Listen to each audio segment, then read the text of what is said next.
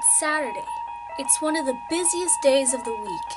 You have people lining out the door for returns on their stupid products that they probably stole from the store anyways. And you have a bustling amount of customers in each of your cashier lanes and your light is off. But you have that one customer that pays for everything in pennies. You've just entered the retail zone. Okay, retail. Just saying it makes me want to throw up. Working in retail is kind of a nightmare. I worked in retail for just a little bit of my life, and that's all I could take, really. I do think that retail is very important. I think that a lot of people should do it. If not all people should have that experience once in their life. So maybe it wouldn't be such a grim place. But alas, it's a grim place. I'm going to talk to you guys about some of my favorite stories from working in retail. Although I didn't work there for very long, for about a year and a half, I have accumulated a lot of really dumb stories. And it's just fun to tell people, so let's get started! I guess one of the most common stories I always talk about is probably... Even like thinking about it, I'm just like, why would you do that? Oh my god. So I just started this job and it was 2 weeks into working there. So I was working kind of in like the automotive area, and this guy comes up to me and he goes, hey, can I open this product? And the product that he was trying to open was, you put it on your car and then you can have your phone there for like GPS and stuff. Just like a phone head thing for your car. Put it on the dashboard. You get it? Probably not. And he wanted to make sure that it would fit his phone.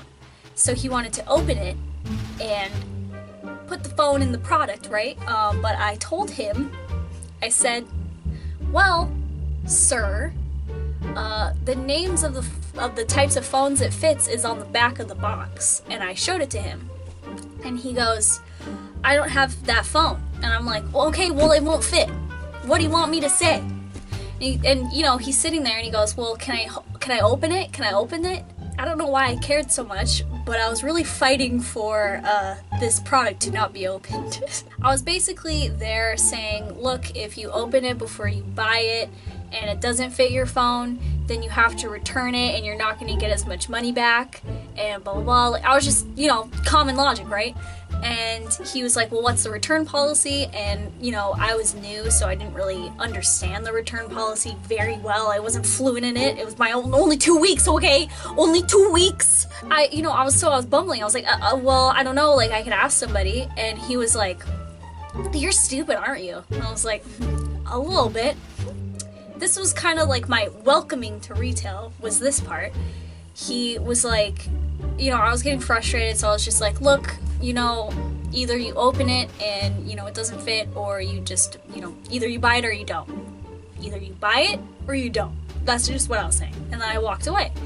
And he was saying, is this how retail treats their customers?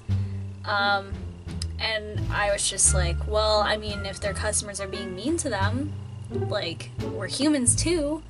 And then he grabs me by the arm, and he pulls me, he calls me a bitch, and he punches me in the face. Excuse me?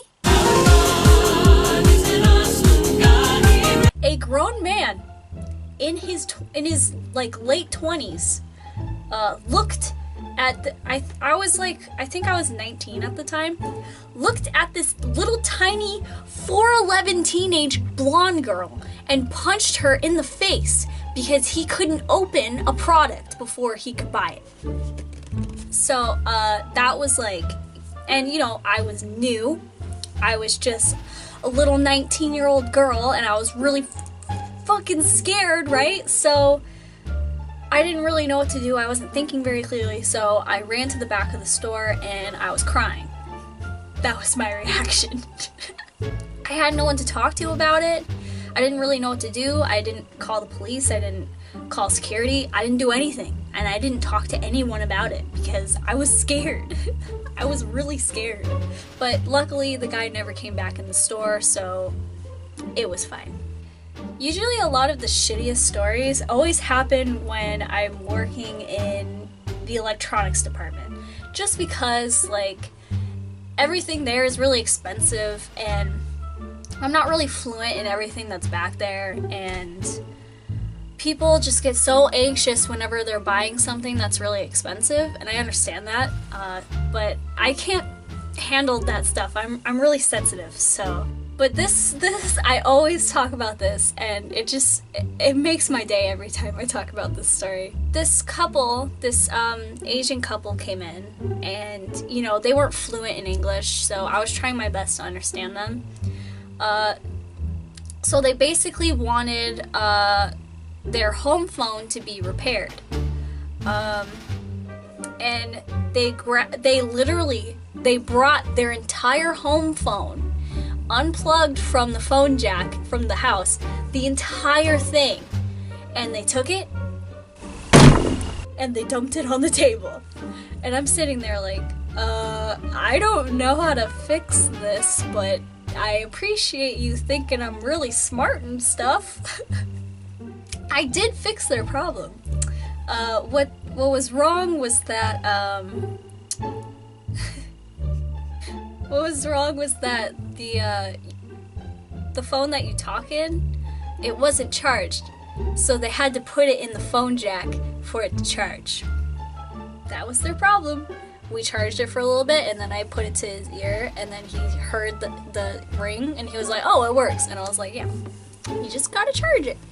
And they thanked me later, and the lady came up to me, and she was like, oh, you're so sweet. That's a nice story. I like that story, it makes me laugh. You guys want to get into the juicy stuff. Well, my friends, there's juice coming. There's juice. And so now I've worked there for a couple months. You know, I've already been punched in the face, so that's great. And people think I'm more intelligent than I am, so that's a confidence booster, right? In walks this guy. He was this bald, maybe in his 50s, huge white dude in a Hawaiian shirt. Pretty sure he was a registered sex offender. Pretty sure. I noticed that this man kept walking by me every time I was trying to clean the shelves. Let me keep reminding you guys that I was 19 at the time. Are you reminded? I was a baby. I still am a baby. So I noticed that this guy was literally like, every aisle I was in, he was looking down the aisle. So then I would switch to another aisle, and lo and behold, he went from this aisle and he went down this aisle, and then he was looking at stuff, like pretending that he was looking at stuff, but he kept staring at me. Let me try going all the way over here. And then I went all the way over there, and he followed suit. So I was like, okay, this guy is following me, this guy is staring at me, and it's really weird. Then he sat on one of the display chairs that we had on the floor, and he took out his phone and he was taking pictures of me. What? Yeah, he was taking pictures of me. So I'm panicking, and then, you know, we get everything situated, and then now I'm pretty sure he's not allowed in that entire mall anymore. So I got sexually harassed so many times. And, you know, people are like, oh, you're getting sexually harassed by people your age or in their 20s. No, I got sexually harassed by people like in their 50s. Like straight up pedophile stuff. And I know it's not pedophilia if I'm older than 18 at the time, but I literally look like I'm underaged. Hello, I get carded at casinos all the time. Look at my face, I look like a baby. So that's why I look at it as pedophilia, because I look like a baby. This next story was when I worked at Target, and that's very important that you remember that I was working at Target. And when you work at Target, you get this little device thing that it's basically like an iPhone, but it's connected to everything that Target has, everything online. Like, it literally has the entire inventory on that little thing. This lady came up to me and she was asking me if we had this certain shampoo on sale or like in the store. So I looked it up and I was like, no, we don't, sorry. And she was getting frustrated. And she goes, okay, well, so can your device connect to the Walmart stock? No. I work at Target. Basically, if you're working in retail and you just hate life, trust me, my friend, there's a light at the end of the tunnel. But yeah, those were just some of the retail stories I had. I kind of blocked out most memories because they were too traumatic. Well, I'm gonna go. Bye. I never know how to end shit.